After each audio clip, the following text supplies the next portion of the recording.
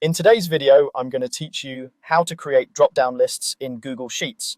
If you're organizing tasks, tracking status, or standardizing inputs, drop-downs are a simple way to keep your data clean and consistent.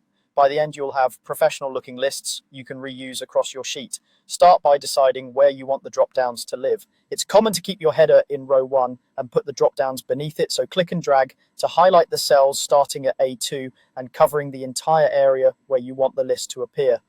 Take a moment to include all the rows you'll need so your rule applies everywhere you plan to type.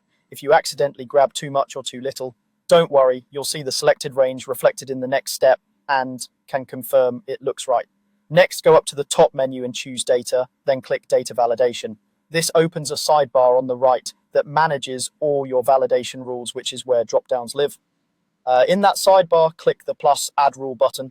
You'll see a new rule panel, and the Apply to Range field should match the cells you just selected. That link between the selection and the rule is what makes the drop-down appear exactly where you want it. Now set the criteria. Choose drop-down as your rule type if you want to manually specify the options people can pick. This is perfect for controlled lists like high, medium, and low. Add your options as separate items, typing them exactly as you want them to display. Keep names short and clear so they're easy to scan. You can also click the colored circles beside each option to assign a color.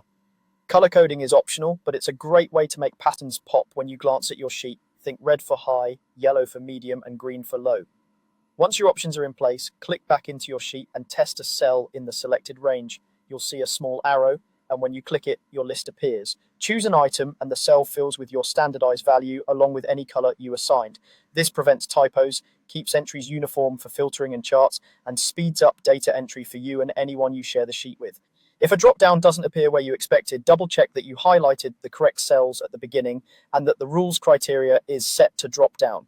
Keep your list concise, use consistent capitalization, and order the items in the way you want people to choose them most often. That's all there is to it. Clean, consistent drop-downs in just a few clicks.